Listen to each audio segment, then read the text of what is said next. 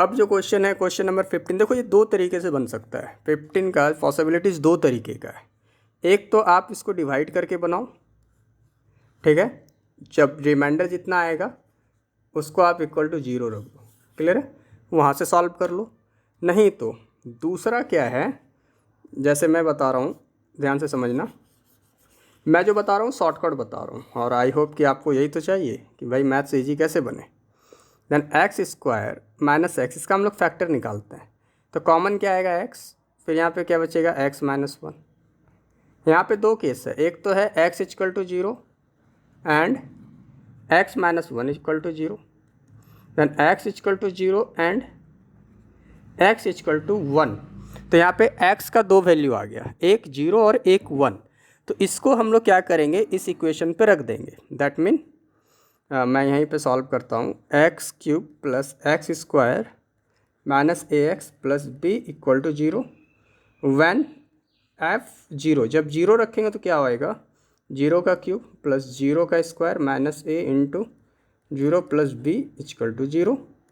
That mean 0 plus 0 minus A plus B equal to 0, that mean minus A plus B equal to 0, पहला equation. दूसरा equation, जब हम F x equal to 1 रखेंगे, that mean 1 cube plus 1 square minus a into 1 plus B equal to 0। कुछ student पूछेंगे sir आप किस equation पे रख रहे हैं, भाई इसी इक्वेशन पे, मैंने यहाँ पे ऐड कर दिया है आपके लिए, आपको टेंशन नहीं लेना है मेरे रहते। 1 का क्यूब करेंगे 1 प्लस 1 का square 1 minus A plus B equal to 0, clear है।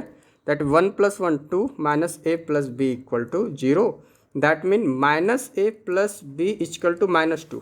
तो यहाँ पे एक इक्वेशन ये आया, दूसरा इक्वेशन ये आया। अब क्या करेंगे हम लोग, इसी को सोल्यूशन कर लेंगे। Minus A plus B equal to 0, दूसरा minus A plus B equal to -2, ठीक है। यहाँ पे आपके पास ये दो इक्वेशन आपको गेट हो रहा है।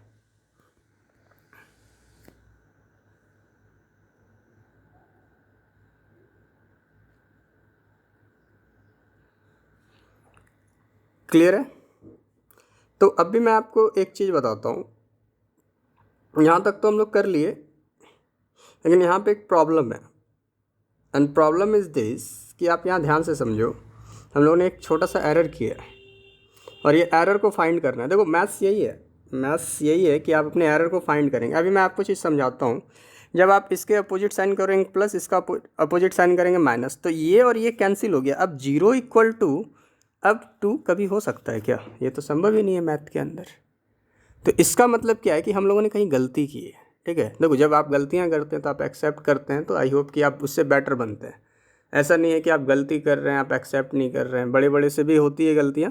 तो इस चीज़ को आप कॉमन सेंस लगाइए। जब आप आंसर लेके आना चाह रहे हैं तो आपका 0 इक्वल टू 2 आ रहा है, सर कैसे होगा, तो कहाँ पे गलती है, एक जगह गलती है। देखो यहाँ पे ध्यान से समझो, a इंटू 0 0, तो यहाँ पे अब क्या हो गया, 0 हो गया। अब यहाँ पे क्या हो जाएगा, ये भी 0 हो जाएगा, ठीक है। तो b इक्वल टू 0 हो गया हमारा, आप समझ गए ना।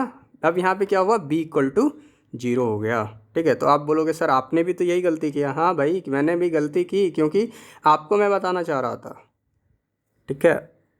आप भी समझो इस चीज़ों को कि मैंने कहाँ पे गलतियाँ की है, हो सकता है आप भी वहाँ पे गलती कर दें, क्योंकि आप तो यही जान रहे हैं ना कि भाई मुझे a प्लस बी के फॉर्म पे इक्वेशन को, हमेशा आपका जो इक्वेशन आ रहा है हमेशा इक्वेशन क्या आता है, a प्लस बी पे ही तो आता है। इसीलिए ऐसा नहीं है कि हमेशा उसी पे आए, नहीं। अब यहाँ पे आपका एक आंसर मिलता है b इक्वल टू 0। अब क्या करना है आपको, b इक्वल टू 0 रख देना है। तो जब आप यहाँ पे b इक्वल टू 0 लेके आएंगे तो a इक्वल टू -2, ठीक है। तब यहाँ पे मैं सॉल्व करता हूँ, minus a equal to -2, that mean minus minus cancel, a equal to 2, ठीक है।